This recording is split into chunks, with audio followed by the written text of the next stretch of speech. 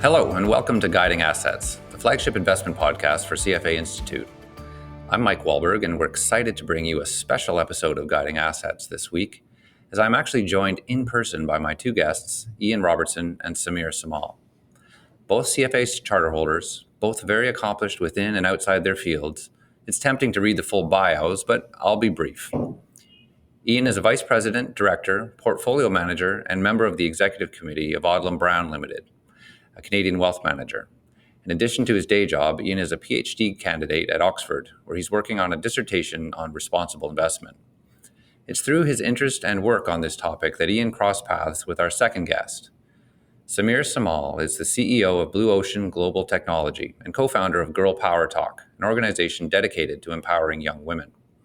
Both Ian and Sameer are active advocates within the CFA universe for social literacy within financial services.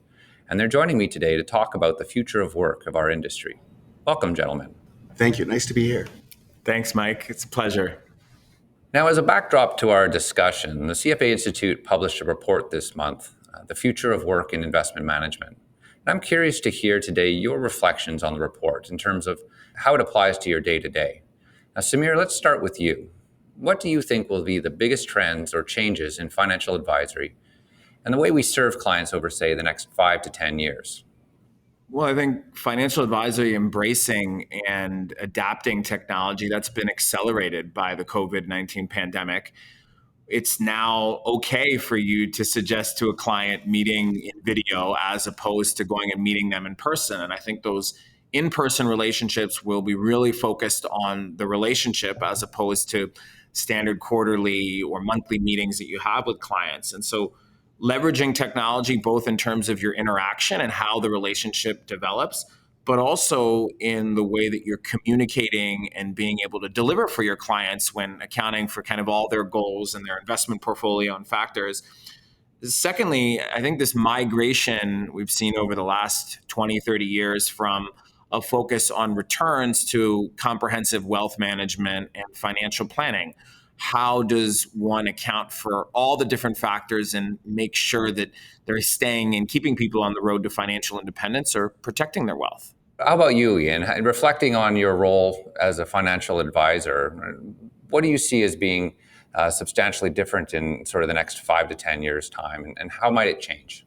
I agree with everything Sameer said, and I agree with everything in the report that was just released as well. And the pandemic really has cemented and accelerated some of the changes that have been happening already. And those changes include the nature of teamwork and the nature of relationships with clients. And as the report points out, and as a previous podcast actually pointed out, the one on trust that you did, how has investor trust evolved? I think you covered the topic so well in that podcast. It really is about the relationship with clients and the delivery of the materials, the sort of portfolio review, the portfolio construction, all these sort of more technical things. It's still important. Clients want to know you're doing that. But this relationship that we have with clients has become, somewhat a bit separated from that. And so we will see more and more of the trust building and relationship building a little separate from some of the report delivery or the highlights of investment performance. The second thing I would mention is that when you work in a team, and the report touches on the nature of leadership within a team, but I want to, and that sort of T-shaped skills, but I do want to dwell on the fact that when you're doing hybrid work, you need to take different steps to ensure that your team is functioning at a high level because you're not seeing each other every day. And there's this tendency to become siloed in what you're doing. And so you need to work in a different way to deliver that sort of hybrid approach so that your team can have good work-life balance and in the office and also working from home and also meeting client needs. Let's stay on that topic of the skills themselves, Ian. And financial advisory itself is going to change. What are the most important skill sets that financial advisors need today, and how will those skills evolve over time? Are there additional skills that advisors will need in the future? So I think one way to say it would be additional skills. I think what we will see more, though, is that we'll see a broader intake of people into the profession, that it will draw on broader backgrounds. And we saw that in the stats, right? The number of, I can't remember if it was commerce degrees or business degrees, but sort of specific that you would think as a natural path where you do your undergraduate in business and then go on to do your CFA has declined. And we're seeing a broadening out of that base.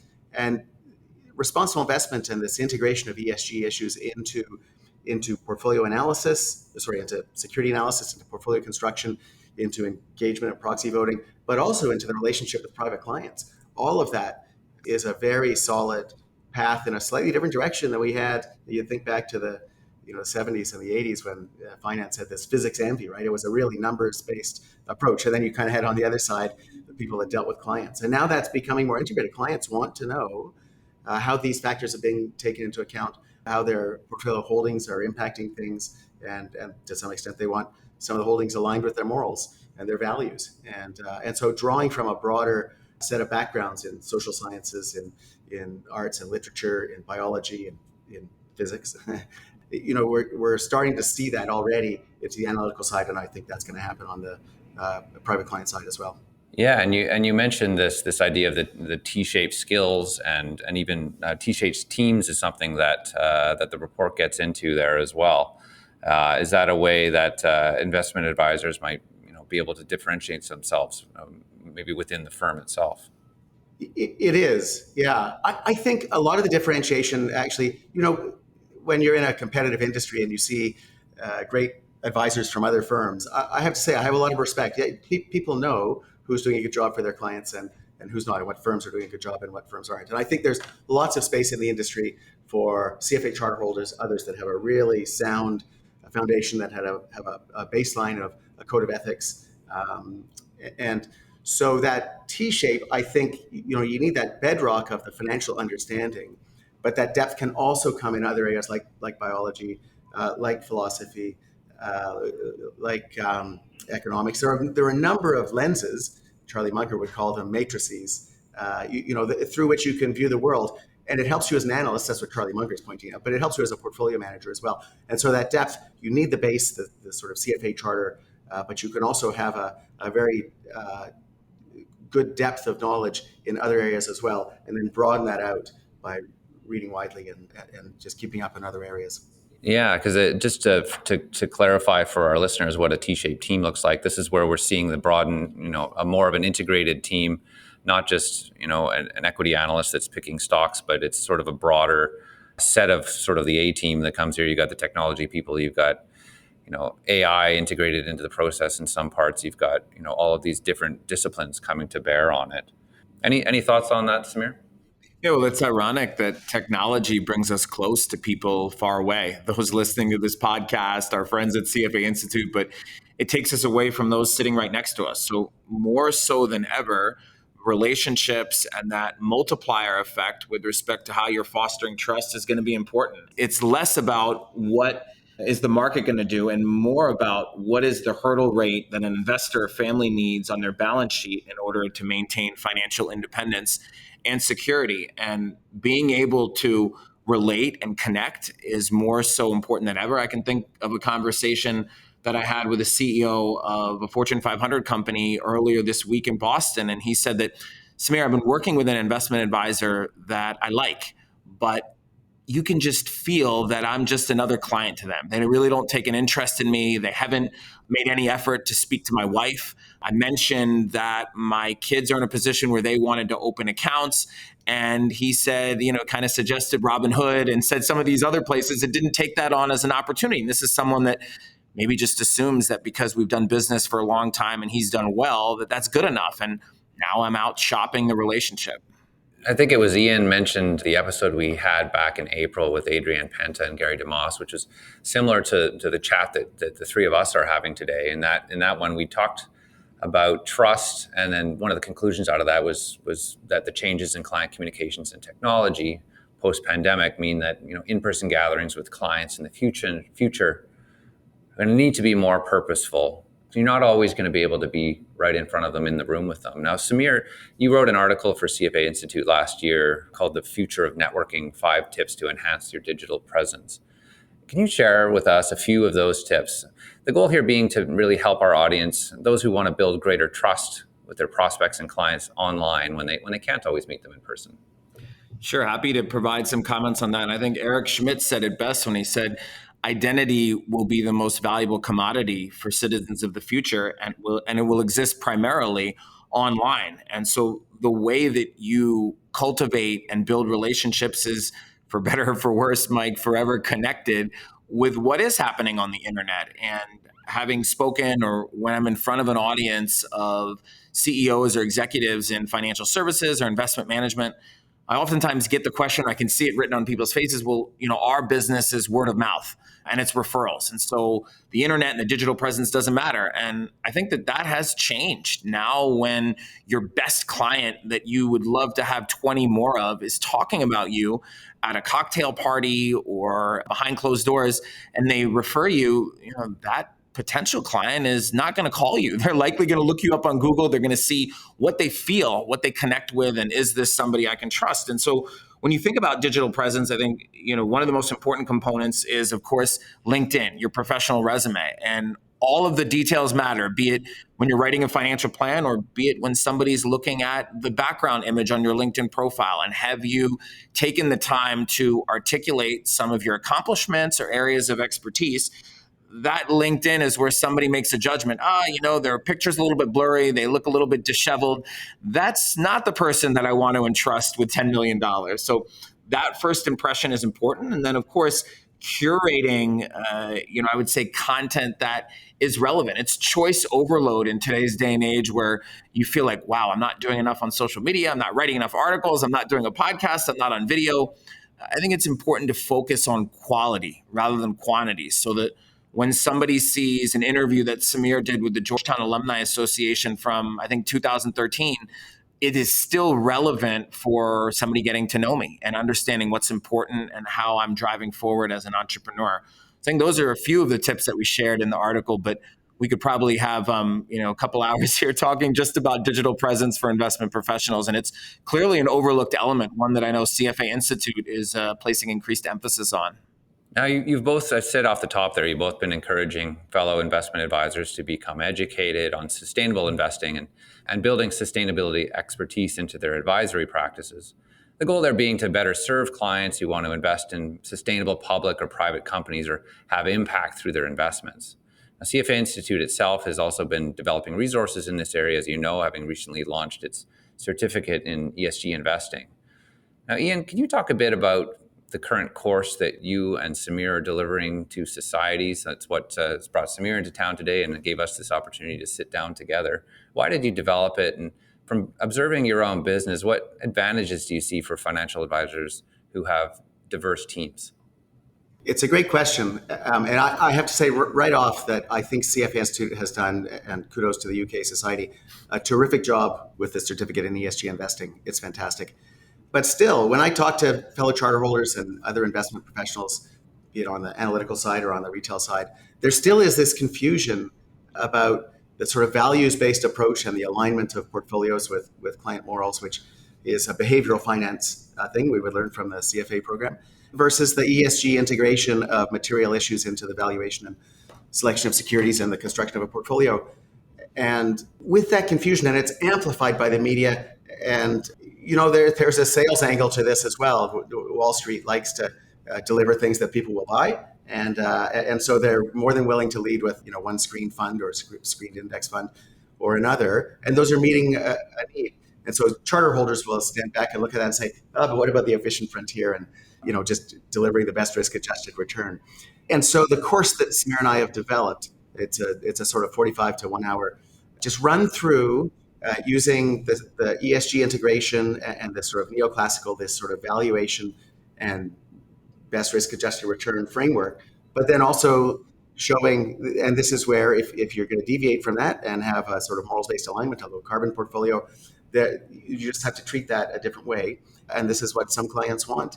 And so you just have a framework in the secondary markets between the ESG integration, best risk-adjusted return versus other approaches that are delivering meeting more of a behavioral need, which we see every day with our clients. And it's always been that way. I go back to some of the books that were written in the past decades, in the 70s and 80s, that talk about serving your clients. And it was more of a brokerage model than a portfolio management model back then. But, every stock was selected and reviewed with the clients. So they had, 10, 12, 15 stocks in their portfolio. And so there was a connection. The clients had a hand in choosing it. And we've taken modern portfolio theory and amped it up and said, here, now you got 100 stocks. And this, the ESG investing and responsible investing and aligning with clients' values is taking it back to more of a an input into what they hold and why, and what difference those companies are making in the world. And so the little run through that Sameer and I have developed, I think, just sort of clarifies that for fellow charter holders that may not have as much background, and hopefully is a teaser for the certificate. So we're down to our last question today. This conversation, they always go by so quickly. If you've listened to our podcast before, it will be familiar to you, but there's a bit of a twist today. So the question is, what was your first job in the industry? And if you could go back and take yourself for coffee on your first day, what key piece of advice would you offer yourself? Now, given that you are both charter holders and have been highly involved as volunteers for CFA Institute, I'm also interested today in hearing in your answer what the impact has been of the CFA charter to your career, and what advice would you give to our younger audience about the skills that they will need for the future? We'll start with Sameer. Thanks, Mike. I feel like we've got 4 questions in one there. So I'll do my best here with respect to answering that. My first opportunity in the financial services and finance profession was with Morgan Stanley. And you come out of school and you're super excited to build relationships and at the same time study from a practical standpoint how you're going to put together investment portfolios. And so some of the advice in taking myself to coffee would be probably along the themes of gender lens and why it's so advantageous to have women in the conversation, and part of teams is to use my ears and mouth proportionately, which I think women do a lot better than men. And I think that when you listen, be it with clients, be it with others around you, you are able to learn. And that has been, I would say, a key precursor to a lot of the success and progress that I've had in my career, is recognizing that when you can play into your own strengths and you can surround yourselves with others, that is diversity. That's how human beings put men on the moon. That's how they craft changes in the tax code. That's how they innovate new products. And so being thoughtful in that arena is important. I also would probably say, and CFA isn't paying me to say this, but probably start the CFA program a little bit earlier. For me, I went through the CFP program, which is also a value, but I think volunteering at CFA Institute, being associated with the topic at hand show, grading CFA exams, authoring content, and speaking to societies, you can only backfill the dots, I think Steve Jobs said. So I couldn't imagine my life today, not only in terms of relationships that I've built, ways that I've been able to give back to the profession, but also real opportunities in business and partnerships and client relationships that only would have been possible if I was involved with the Institute and given my time. So I try to give without remembering and receive without forgetting. And many times people look at the CFA charter as I've accomplished that, I've checked that box, but really the opportunity is playing that forward and getting involved on a committee and giving back. And through that, you're finding like-minded people that genuinely care about the profession, but are also intelligent and ambitious in their own right for being able to progress and be a person of value. So the CFA Institute has certainly provided me a roadmap and opportunities to be able to do more with my life. And that's why I would say that anytime CFA Institute calls, I'm always here to give my time, energy, and thoughts, especially here today. Thanks so much. I think Sameer has covered it really well. I would just echo the one thing I would tell myself early in my career is to get involved. And I was fortunate that I had some sort of senior CFA Society folks here in Vancouver that encouraged me to get involved on a committee, and that led to volunteering with the local society here, and then also with the Institute in Charlottesville. But I do want to say that it's more than just getting involved with the CFA Society, the sort of family of CFA charter holders. It is about getting involved in general. It's about getting involved in your community. It's about volunteering on boards. And what we bring on the retail side when we're dealing with clients is not just our knowledge about investments. It's also the way we connect with people. And we're connecting through more than just financial stuff. I mean, that's what they're hiring us for, is to manage their finances. But it's really about connecting through life and through hobbies and getting involved in the community and connecting with people in all kinds of different ways. So I would just boil it down to get involved. I've been speaking today with Ian Robertson with Odlum Brown Limited and Sameer Somal of Blue Ocean Global Technology and Girl Power Talk. Thanks so much for sharing your perspectives on the trends driving the future of work in our industry today, guys. Thanks, Mike. Thanks so much. I'm Mike Wahlberg, and this has been Guiding Assets.